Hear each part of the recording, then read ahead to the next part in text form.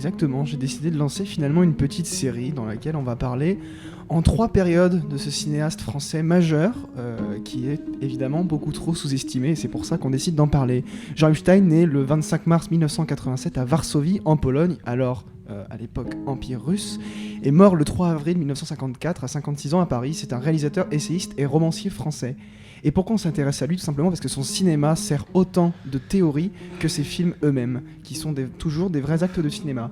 On va s'intéresser à 3 de ses principales périodes. Vous entendez en fond une des bandes-son qui a pu servir pour un de ses films les plus importants, réalisé en 1928, La chute de la maison Usher, évidemment, adaptation d'Edgar Allan Poe. Ça, on en parlera la semaine prochaine. Pour l'instant, on parle de sa période des studios Albatros. Les studios Albatros qui étaient des studios russes installés tout simplement à Montreuil, en France, et qui, dans les années 20, ont produit un très très grand nombre de films. C'était un petit peu le Hollywood français, qui produisait des films à très très grand budget. Alors, Epstein a rejoint assez vite les studios Albatros pour réaliser un certain nombre de films. Le premier dont on va parler, c'est Le Lion des Moghols, qui est un mélodrame français qu'il a réalisé en 1924 et qui est sorti la même année.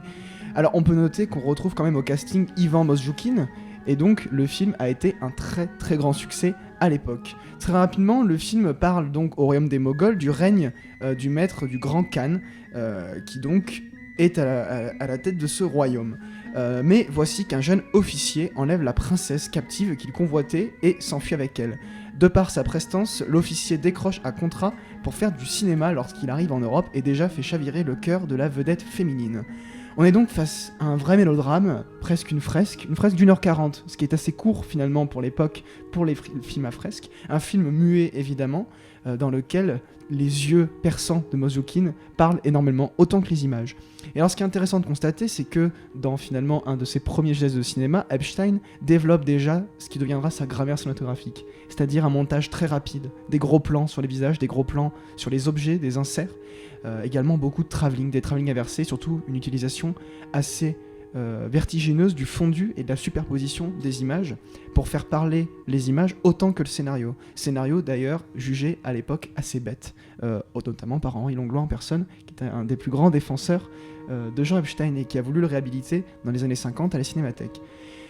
Donc voilà, on arrive dans cette période des films Albatros avec un mélodrame tout à fait efficace et qui commence déjà à révéler Epstein comme un vrai auteur de cinéma, qui commence à préfigurer un petit peu un vrai langage cinématographique qui va s'efforcer à développer tout au long de sa carrière.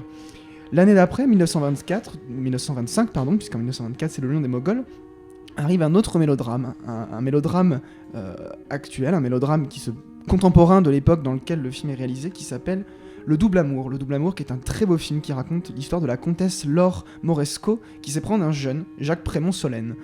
Celui-ci perd une somme importante au jeu d'argent et songe à se suicider.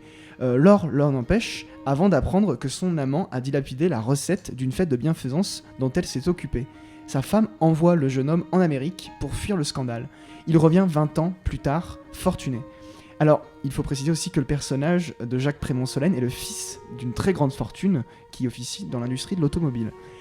Et on est là face à un vrai mélodrame, un mélodrame assez classique, donc c'est le 3e film qu'Epstein réalise pour les studios Albatros, et Epstein joue ici sur un double tableau. D'un côté, un mélodrame intime, très classique et très beau, et de l'autre, encore une exploration hyperactive d'un langage cinématographique aux trouvailles foisonnantes. L'histoire est belle, les personnages touchants, et l'imagerie avant-gardiste. Le classique rencontre ici le moderne, à l'image de ce très beau fondu qui lie le père au fils. Les deux se confondent à merveille.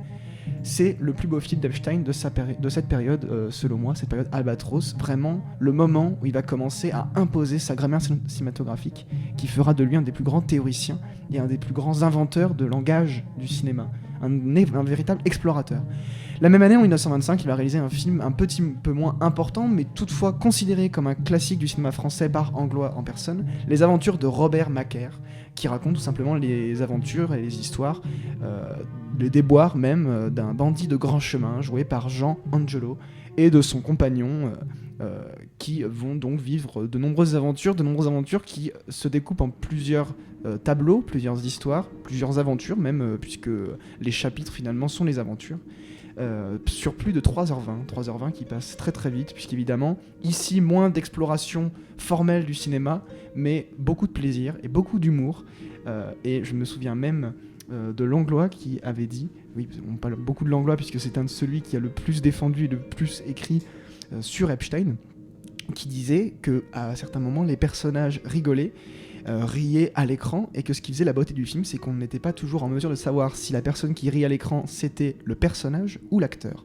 La semaine prochaine, on s'intéresse à la période qui est appelée la Nouvelle Vague. Donc une fois que Epstein a quitté les studios Albatros, il a créé son propre studio de production, et il a pu cette fois se détacher de l'aspect commercial, puisque les 3 films dont je vous ai parlé sont des films commerciaux, des films qui sont faits pour plaire au public et qui ont plu, puisque les 3 ont très très bien marché auprès du public. Et donc la semaine prochaine, on s'intéresse à la période où Epstein a fondé son studio de production et a pu pleinement exprimer son talent et a pu pleinement explorer le langage cinématographique.